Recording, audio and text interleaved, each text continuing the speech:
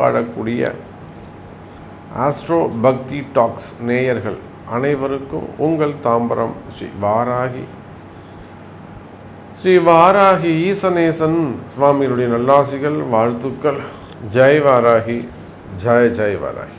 உலகம் முழுவதும் வாழக்கூடிய அன்பு பக்தர்களே அனைவருக்கும் இனிய ஆங்கில புத்தாண்டு நல்வாழ்த்துக்கள். Happy new year. எல்லாரும் சந்தோஷமாக இருப்பீங்க அப்படின்னு நம்புகிறோம். அன்னை வாராகியினுடைய நல்லருள் திருவருள் உங்களுக்கு கிடைக்கட்டும். ஏன்னா இன்றைக்கி நிறைய மக்கள், நிறைய குடும்பங்கள் ஒரு உயர்ந்த சூழ்நிலையில், உயர்ந்த நிலையில் வாழக்கூடிய குடும்பங்கள் கூட ஒரு சில நேரங்களில் தேவையில்லாத மனக்குழப்பங்கள், மன கஷ்டங்கள் இருக்கிறாங்க. ஸோ அவங்க எல்லாருமே வாராகியை நோக்கி வந்து கொண்டிருக்கிறார்கள். அன்னை வாராகி அவங்களுக்கு பல வகையிலும், நான் சொல்கிறது எந்த அளவுக்கு நீங்கள் உணர முடியும் அப்படின்னு நான் நம்புகிறேன். ஏன்னா ஒரு பெரிய மனிதர்கள் கூட, பெரிய தொழிலதிபர்கள் கூட ரொம்ப சிவபக்தர்களாக இருப்பாங்க, ரொம்ப பெருமாள் பக்தராக இருப்பாங்க. சிவனை தவிர வேறு எதுவுமே வணங்க மாட்டாங்க. நானும் அப்படி தான் இருந்தேன். ஸோ அந்த மாதிரி அன்பர்கள் கூட இப்பொழுது ஒரு பிரச்சனைன்னு வந்தோடனே வாராகி முடிச்சு கொடுக்குறாங்கன்னே ரொம்ப நம்புகிறாங்க. அதே போல் இந்த வருடம் முழுவதும் உங்களுக்கு சிறப்பான முறையில் அமையட்டும். முதல் மாதம் ஜனவரி மாத ராசி பலனை தான் நாம் உங்களுக்கு பார்க்க போகிறோம். ஸோ இந்த சொல்லக்கூடிய ராசி பலன்கள் அப்படியே உங்களுக்கு வருடம் முழுவதும் சுப பலனாக, மன மகிழ்ச்சியோடு, மன நிம்மதியோடு, எந்த விதமான தொந்தரவுகளும் இல்லாமல், அதே சமயத்தில் ஒரு வளர்ச்சி உள்ள ஆண்டாக உங்களுக்கு அமைய வேண்டும் என்று நான் என்னுடைய பராசக்தியாக இருக்கக்கூடிய வாராகியை பிரார்த்திக்கிறேன். ஜெய் வாராகி. ஜனவரி மாதத்தை பொறுத்தவரையிலும் மேஷ ராசிக்கு அதிபதியாக இருக்கக்கூடிய காலபுருஷனுக்கு முதல் அதிபதியாக வரக்கூடிய செவ்வாய் பகவான் கடகராசியில் இருக்கின்றார். அதில் இதுவரை நம்ம செவ்வாய் பகவான் அதிச்சாரம் அடைஞ்சு நம்ம பார்த்தது இல்லை. ஆனால் இந்த மாதம் மிதுனத்துக்கு போயிட்டு திரும்பவும் கடகத்துக்கு வரார். செவ்வாய் அஸ்தங்கமாக்கி நம்ம பார்த்துருப்போம். ரொம்ப ரேர் வக்ரமாகி பார்க்குறது. புதுசாக இப்போது அதிச்சாரத்தையும் நாம் பார்க்குறோம். அப்போது காலபுருஷனுக்கு முதல் கிரகமாக இருக்கக்கூடிய செவ்வாய் கடகத்திலும், 5ஆம் அதிபதியாக வரக்கூடிய காலபுருஷனுக்கு 5வது வீடு சூரிய பகவான், நவகிரகங்களுக்கு தலைவனாக விளங்கக்கூடியவர் மகர ராசி மற்றும் கும்ப ராசியிலும், அதே சமயத்தில் ஒரு முக்கியமான கிரக சேர்க்கை இங்கே நடக்க போகுது. ஒரு முக்கியமான கிரக சேர்க்கை இங்கே நடக்குது. என்னன்னு பார்த்தீங்கன்னாக்கா, சூரியன், சுக்கிரன், சனி. ஜனவரி ஒரு 16 தேதிக்கு மேலே எப்போ உங்களுக்கு தை மாதம் பிறக்குதோ அப்போது கும்பத்துக்கு உங்களுக்கு சுக்கிரன் மேலே போயிடுறார், சனியோடு சேர்ந்து கொள்கிறார். அப்போ இந்த சனி சுக்கிரன் சேர்க்கை அது ஒரு அபரிமிதமான ஒரு வளர்ச்சி. சனியும் சுக்கிரனும் பகை கிரகங்கள், ஒன்றுக்கு ஒன்று பிடிக்காது. சனியுடைய கும்பராசி வீடு சுக்கிரனுக்கு பகை வீடு. ஆனாலுமே கூட இங்கே அந்த சனி சுக்கிரன் சேர்க்கை, அதே போல் ராகு சுக்கிரன் சேர்க்கை இந்த ஜனவரி மாதத்தில் ஏற்படுகிறது. இதெல்லாம் வச்சு தான் நாம் உங்களுக்கு பலன் சொல்ல போகிறோம். அப்போ அதே போல் ராகுவும் கேதுவும் எப்பொழுதும் போல உங்களுக்கு மீனம் மற்றும் கன்னி ராசியில் அமைந்திருக்கிறார்கள். பொதுவாக இந்த வருடம் முழுவதும் 12 ராசி அன்பர்களுக்கும் மிக சிறப்பான முறையில் வாழ்க்கையில் நீங்கள் நினைத்தது எல்லாம் நினைத்தபடி நடக்கப் போகுது. எத்தனையோ தொந்தரவுகள் அது வாழ்க்கையில் ஏற்படுது. இடர்பாடுகள், போட்டி பொறாமைகள், தொழில் சார்ந்து அல்லது உத்தியோகம் சார்ந்து, வருமானம் சார்ந்து நிறைய போட்டி பொறாமைகள் இருக்குமேயானால், அந்த தொழில் சார்ந்து வருமானம் சார்ந்து இருக்கக்கூடிய போட்டி பொறாமைகள் எல்லாம் தானாக விலகும். இப்போ எனக்கு கூட ஒரு உதாரணத்துக்கு சொல்கிறேன். எனக்கு ஒரு போட்டி பொறாமை இருக்குது அப்படின்னு வச்சுப்போமே. தொடர்ந்து ஒரு 10 ஆண்டுகளாக அல்லது ஒரு 3 ஆண்டுகளாக எத்தனையோ ஒரு இடர்பாடு ஏற்படுதுனாக்கா அது கால நேரத்தில் ஒப்படைச்சிரும். முடிஞ்சவர்கள் நம்ம அதுக்கு போராடுவோம். போராடிட்டு நான் வெளியில் அப்படி பார்த்து நிச்சயமாக இந்த பிரச்சனை நம்மளை விட்டு விலகும் அப்படின்னு நான் நினைக்கின்ற பொழுது எனக்கு தெரியாமலே, என்னை அறியாமலேயே என்னை விட்டு அந்த பிரச்சனை விலகிடும். யார் பிரச்சனை பண்ணுறாங்களோ அவங்க விலகி போயிடுவாங்க. யார் பிரச்சனை செய்கிறார்களோ அந்த எதிரியானவர் தானாகவே இடத்த காலி பண்ணிட்டு போயிடுவார். அப்படி ஒரு மிகப்பெரிய வரத்தை அன்னை வாராகி கொடுத்திருக்கிறார். அதே போல் உங்கள் அனைவருக்குமே கூட இப்பொழுது ஏதேனும் அந்த எதிரிகளுடைய தொந்தரவுகள் இருக்குமே, ஆனால் தேவையில்லாமல் அதர்மமாக தங்களை துன்புறுத்துவார்களே, ஆனால் அந்த மாதிரியான பிரச்சனைகள் எல்லாம் தானாக விலகி நிலையான நிம்மதி கிடைக்கக்கூடிய அற்புதமான வருஷமாகவும் இந்த அடுத்து வரக்கூடிய 12 மாதம் உங்களுக்கு அமைய போகுது. இந்த மாதத்துடைய ஹைலைட்டே பெரிய விஷயம் என்னன்னு கேட்டிங்கனாக்கா, சனி சுக்கிரன் சேர்க்கை, ராகு சுக்கிரன் சேர்க்கை மிகப்பெரிய வரப்பிரசாதமாக அமையப் போகிறது என்பதை தெரிவித்துக்கொண்டு வாருங்கள் அன்பர்களே, ஜனவரி மாத ராசி பலனை பார்த்து விடுவோம். அன்பார்ந்த மிதுன ராசி அன்பர்களே, மிதுன ராசி என்பர்களே, இந்த மாதம் ஜனவரி மாதம் உங்கள் எல்லாருக்குமே நான் பதிவின் தொடக்கத்திலேயே சொல்லியிருக்கேன். எல்லாருக்கும் ஹாப்பி நியூ இயர் சொல்லியிருக்கிறேன். புத்தாண்டு வாழ்த்துக்களை தெரிவித்திருக்கிறேன். அதே போல் இந்த மாதம் எப்படி இருக்கோ அதை போலத்தான் 12 மாதமும் இருக்கும் அப்படின்னும் ஒரு வாழ்த்துறையும் சொல்லியிருக்கிறேன். அவன் நிச்சயமாகவே மிதுனராசி என்பர்கள் இந்த ஜனவரி மாதம் உங்களுக்கு சிறப்பான மாதமாக அமையும். காரணம் என்னென்னா, பொதுவாக மிதுனராசி என்பர்கள் ரொம்ப சிரமப்படக்கூடியவங்க, கஷ்டப்படக்கூடியவர்கள். அந்த சுபத்துவம் இல்லாமல் சனியுடைய பார்வையை தொடர்ந்து பெறக்கூடிய ஒரு ராசியாக அமைகிறது. இந்த மிதுன ராசிக்கு ஏன் சாமி இவ்வளோ கஷ்டம், மிதுன ராசிக்கு ஏன் இவ்வளோ கஷ்டம் அப்படின்னு கேட்டிங்கன்னா, அந்த கஷ்டத்துக்கு காரணம் தொடர்ந்து சனி பகவானுடைய பார்வை, அப்படி இல்லைன்னா அசுப கிரகமாக இருக்கக்கூடிய ராகு கேதுவுடைய பார்வை தொடர்ந்து மிதுன ராசி மேலே உழுதுகிட்டே இருக்கு. புரியுதா? ஒன்று மேஷத்திலிருந்து ராகு மிதுனத்தை 3வது பார்வையாக பார்த்தார். இல்லைன்னா மகரத்தில் சனி இருந்து 5, 9 பார்த்தார். இப்போ மார்ச் மாதத்துலேருந்து திரும்பவும் சனி பகவான் என்ன பண்ண போகிறாங்க, கேந்திரஸ்தானத்தில் அமைய போகிறார். இப்படி அடுத்தது ராகுடைய பார்வை ஏற்பட போகுது. இப்படி மிதுன ராசி அன்பர்களுக்கு தொடர்ந்து அசுப கிரகங்களுடைய பார்வை பெற்று கொண்டிருந்தது. அதனால் இந்த மிதுன ராசி அன்பர்கள் பல உயர்ந்த தலைவர்கள் கூட திக்குமுக்காடி போனார்கள். நிறைய ஒரு சேலஞ்சை ஃபேஸ் பண்ணாங்க. எதிரிங்க ட்விஸ்ட் பண்ணி விட்டே இருந்தாங்க. இவரை ஸ்க்ரூ பண்ணி விட்டுட்டே இருந்தாங்க. இவரை நிலைகுலைய செய்தார்கள். நிர்வாகம் பண்ண முடியாத வகையிலுக்கு செஞ்சாங்க. யார்? மிதுன ராசியை நிர்வாகம் செய்ய முடியாத வகையில், அல்லது நன்மை தீமைகளை ஆராய முடியாத, ரிசர்ச் பண்ண யோசிக்க முடியாத வகையில் ரொம்ப சொல் தாக்குதல் நடத்தினாங்க. இவங்க அப்படியே ஒரு மனமயக்கத்தில், மதிமயக்கத்தில் இருக்க மாதிரி நமக்கு என்ன நடக்குதுன்னே தெரியல. ஒரு மனமயக்கம், மதிமயக்கத்திலே இந்த மிதுனராசி அன்பர்கள் இருந்தார்கள்.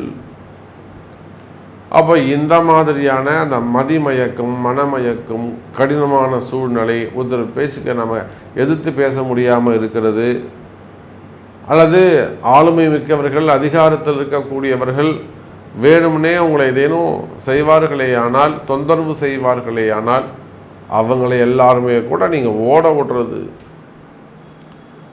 தவறு செய்பவர்களை கூட எதிர்த்து துணிந்து எதிர்த்து நின்று பேசக்கூடிய வகையிலே இந்த 2025 ஜனவரி மாதம் அமைகிறது. மிதுன ராசி நேயர்களே, இதுக்கு என்ன காரணம்? 3ஆம் அதிபதி என்று சொல்லக்கூடிய அந்த சூரிய பகவான், அவர் தான் அந்த தைரியத்தை கொடுக்கணும். எப்பொழுதுமே மிதுன ராசி அன்பர்களுக்கு மன தைரியம் அதிகம், வில் பவர்னு சொல்லுவாங்க. சார் அவர் வந்து பெரிய 3வது அட்டாக் சார். அவருக்கு 3வது வாட்டி ஹார்ட் ஓப்பன் சர்ஜரி பண்ணுறாங்க. அப்போனா அவருக்கு ரொம்ப வில் பவர் தான் சார் அவர் இருக்கார். வேறு யார் இருந்தாலும் தாங்க மாட்டாங்க. அவருடைய வில் பவர், அவன் மனோதைரியம், அந்த மன உறுதி, அதுதான் சார் அவரை காப்பாற்றி நிற்குது அப்படின்னு சொல்லுவாங்க. அப்போது அதுக்கு என்ன மன உறுதினா 3ஆம் அதிபதி ரொம்ப சிறப்பாக இருக்காருன்னு அர்த்தம். அப்போ இயற்கையாகவே மிதுன ராசி என்பவர்களுக்கு 3ஆம் அதிபதி சூரியன். அந்த சூரியன் 8ஆம் இடத்தில் அற்புதமான முறையில் வீடு நட்பு வீடாகவும், கிரகம் அந்த வீட்டுடைய கிரகம் பகையாகவும் அமைகிறது. அப்போ 3ஆம் அதிபதி 8இல் மறைந்து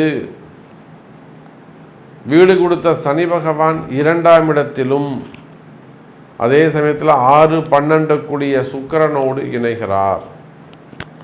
அந்த 6, 12 சம்பந்தப்படுகின்ற காரணத்தினாலே மிதுன ராசி அன்பர்களே, உங்களுக்கு உடல்நிலை ஆரோக்கியத்தில் ஏதேனும் பிரச்சனைகள் இருக்குமேயானால், ஒரு சிறு சிறு விபத்துக்கள் நடந்திருக்கலாம், ஆக்சிடெண்ட் நடந்திருக்கலாம், ஃபயர் ஆக்சிடெண்ட்டாக இருக்கலாம், ரோடு ஆக்சிடெண்ட்டாக இருக்கலாம், வேறு ஏதேனும் விபத்துக்களாக இருக்கலாம், அல்லது வேலை செய்கிற இடத்துல அடிபட்டு இருக்கலாம், மிஷினரிசி சம்மந்தப்பட்டது. அப்போ ஏதோ ஒரு சில விபத்துக்கள், அப்படி இல்லைன்னா நேச்சுரலாகவே உடல்நிலை ஆரோக்கிய குறைவுகள், இயற்கையாகவே உடல்நிலை ஆரோக்கிய குறைவுகள், ஒரு ஆப்ரேஷன் வச்சுருக்கலாம், ஆப்ரேஷன் நடந்திருக்கலாம், அது ஒரு மிஸ்டேக் நடந்திருக்கலாம், இல்லைன்னா வந்து ஒரு இந்த நோய் நம்ம மீண்டு வருவோமான்ற பயம் இருக்கலாம், இந்த நோய் குணமாகுமான்ற பயம் இருக்கலாம், மன பயம், இல்லை வேறு ஏதேனும் ஒரு பயங்கள் இருக்கலாம். அப்போ ஆயுள் ஆரோக்கியம் சம்பந்தப்பட்ட பிரச்சனைகள் இருக்குமே ஆனால், நோய்கள் சம்பந்தப்பட்ட பிரச்சனைகள் இருக்குமே ஆனால், மிதுன ராசி என்பர்களே நோய் நொடிகள் விலகும். அதே போல போட்டி பொறாமைகள், தொழில் போட்டிகளாக இருக்கலாம், அல்லது சொந்த பந்தங்களிடையே வரக்கூடிய போட்டிகளாக இருக்கலாம், சொத்து பிரச்சனைகளாக இருக்கலாம், வம்பு வழக்குகளாக இருக்கலாம், நிலபலம் சம்பந்தப்பட்ட பிரச்சனைகளாக இருக்கலாம், பட்டா சிட்டா டாக்குமெண்ட் சம்பந்தப்பட்ட ப்ராப்ளமாக இருக்கலாம், பணம் கொடுத்து ஏமாந்த விஷயமாக இருக்கலாம், அல்லது எங்கேயாவது நீங்கள் வாக்குவாதங்கள் செய்யலாம். இந்த மாதிரி வம்பு வழக்குகள் இருக்குமே ஆனால், அல்லது நோய் நொடிகள் இருக்குமே ஆனால், எதிரிகளுடைய தொந்தரவுகள் இருக்குமே ஆனால், மெயினாக வம்பு வழக்குகள், ஒரு ஐடி சம்மந்தப்பட்ட என்கொயரியாக இருக்கலாம், ரைடாக இருக்கலாம், வேறு ஏதேனும் டிபார்ட்மெண்ட் வைஸ் நடக்கக்கூடிய என்கொயரிகளாக இருக்கலாம். அந்த மாதிரி என்கொயரி நடக்குது, ஒரு கேஸ் நடக்குது, உள்நாடாக இருக்கலாம், வெளிநாடாக இருக்கலாம். அப்போ அந்த மாதிரியான வம்பு வழக்குகள் இருக்குமே ஆனால், அந்த வம்பு வழக்குகள்லாம் கூட இந்த வருஷம் நல்லபடியாக முடியும், கவலை வேண்டாம் மிதுன ராசி அன்பர்களே. அதே போல தான் எதிரிகளுடைய தொந்தரவுகள், மெயினாக ஜாப் ரிலேட்டடாக,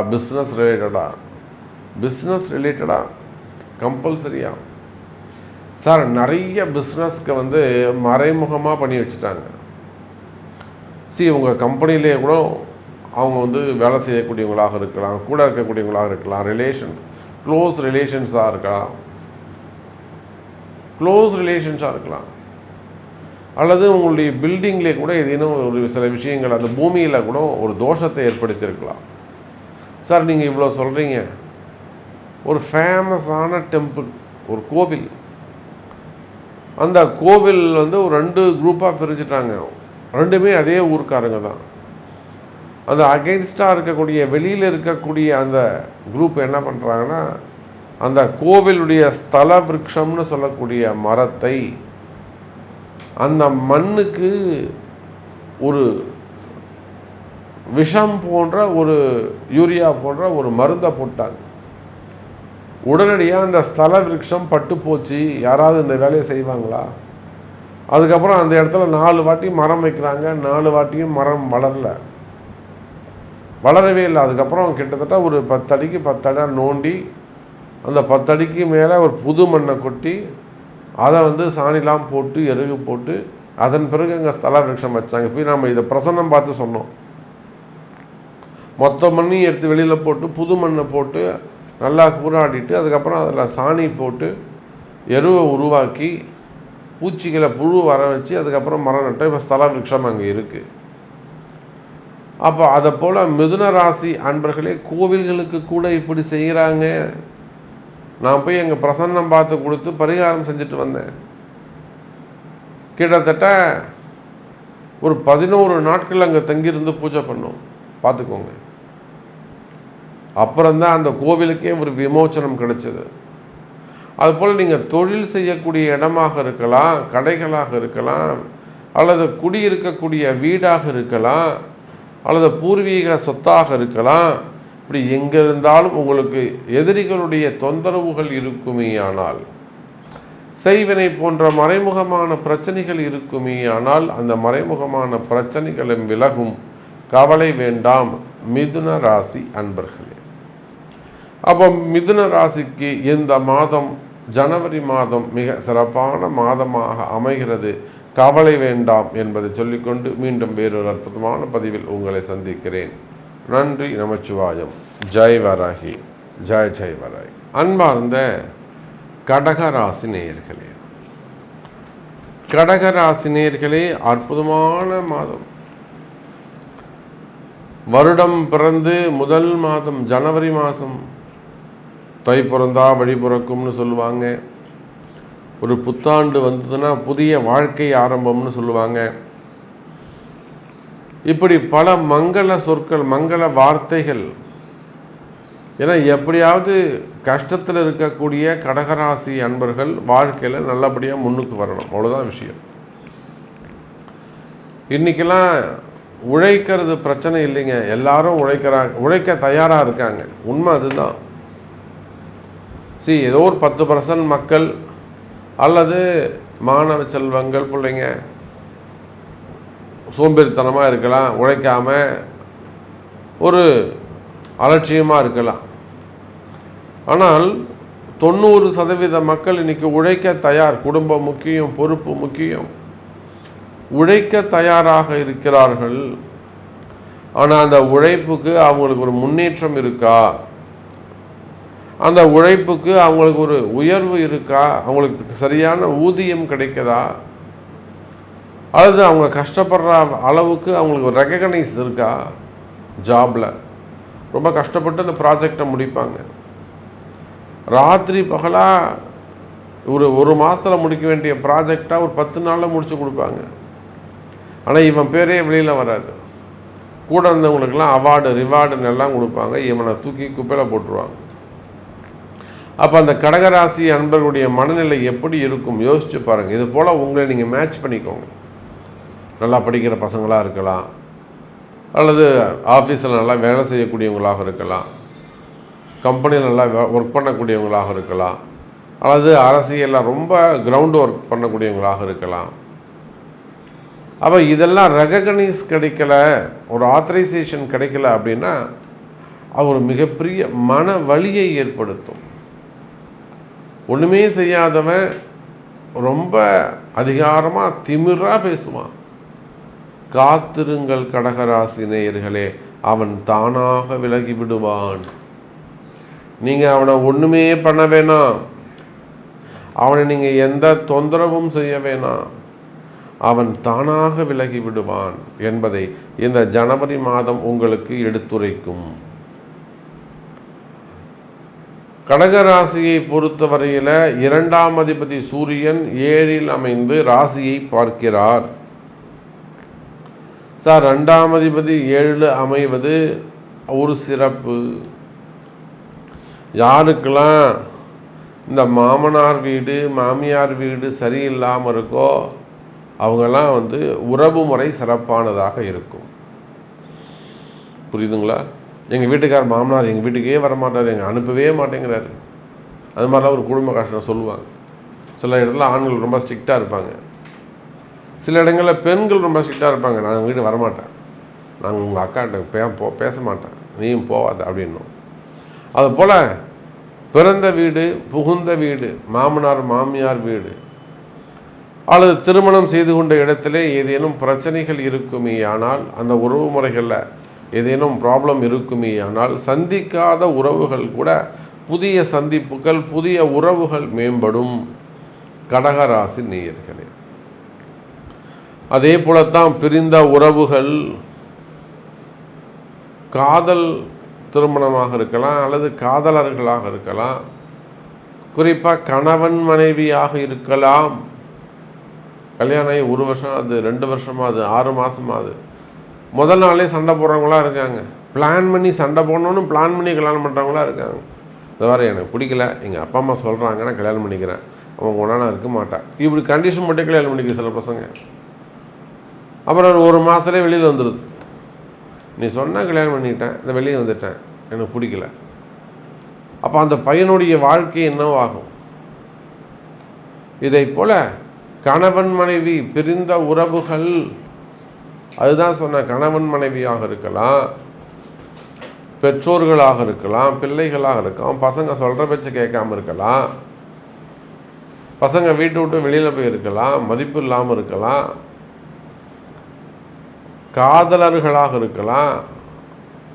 அப்போ உறவு முறைகளிலே ஏதேனும் பிரச்சனைகள் இருக்குமே ஆனால், அல்லது மந்திர மாந்திரீக தோஷங்கள், வைப்பு தோஷங்கள், வசியம் சம்பந்தப்பட்ட தோஷங்கள், மெயினாக செய்வினை கோளாறுகள் இருக்குமே ஆனால் குடும்பத்தில், அந்த செய்வினை கோளாறுகள் எல்லாம் கூட தாண்டி பிரிந்த உறவுகள் மீண்டும் ஒன்று சேர்வதற்கு வாய்ப்புகள் உண்டு. அல்லது மாமியார் வீட்டிலேருந்தோ அங்கே வேறு எங்கே இருந்தோ உங்களுக்கு பணங்காசோ சொத்து பத்தோ வரணும் அப்படின்னா, அம்மா வீட்டிலேருந்து வரணும், அப்பா வீட்டிலேருந்து வரணும், மாமா தரணும், அண்ணங்க தரணும், அந்த மாதிரி உங்களுக்கு சொத்து பத்துக்கள் ஏதேனும் வர வேண்டியது இருக்குமே ஆனால் அந்த பணங்காசுகள் வந்து சேரும். கடகராசி நேயர்கள், அப்போ இந்த ஜனவரி மாதம் சொத்து வரக்கூடிய மாதம், பணம் தனம் வரக்கூடிய மாதம், வராத பணங்காசுகள் வந்து சேரக்கூடிய மாதமாக அமைகிறது.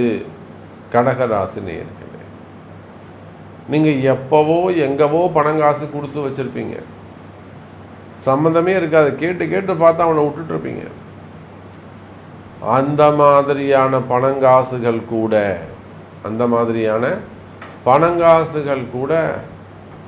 வந்து சேரக்கூடிய மாதமாக அமைகிறது. எனதருமை கடகராசி நேயர்களே, வராத பணங்காசுகள் வந்து சேரும். அவன் கொடுக்கவே மாட்டேன்னு சொன்னான், ஒன்றும் கவலைப்படாங்க, சட்டப்படி நியாயமாக அவன் சட்டப்படியாகவும் அவன்கிட்ட வாங்கலாம், பூஜைகள் மூலமாகவும் அவன்கிட்ட வாங்கலாம், ரெண்டுமே இருக்குது. அப்போ வராத பணங்காசுகளை கூட வாங்க முடியும், கவலை வேண்டாம் கடகராசி அன்பர்களே. அதே போலத்தான் தொழில் அமைப்புகள், நீங்கள் எந்த தொழில் செய்பவராக இருந்தாலும் சரிதான், அது உள்நாடாக இருக்கலாம், வெளிநாடாக இருக்கலாம். பொதுவாக கடகராசி அப்படின்னு சொல்லியாச்சுனாக்கா நிறைய உழைப்புகள் இருக்குது, நிறைய போராட்டங்கள் இருக்குது, ஆனால் வெற்றிங்கிறது பெருசாக கிடைக்கல, அவ்வளோதான் விஷயம். வெற்றி என்பது ஒரு பெரிய வெற்றியாக கிடைக்கல. அந்த பெரிய வெற்றிகள் வேண்டுமானால் இந்த 2025 வெற்றிக்கான வருடமாக அமையும். எனதருமை கடகராசி அன்பர்களே, வெற்றிக்கான வருடமாக அமையும். நல்ல முன்னேற்றம் தரக்கூடிய மாதமாக இந்த மாதம் அமைகிறது.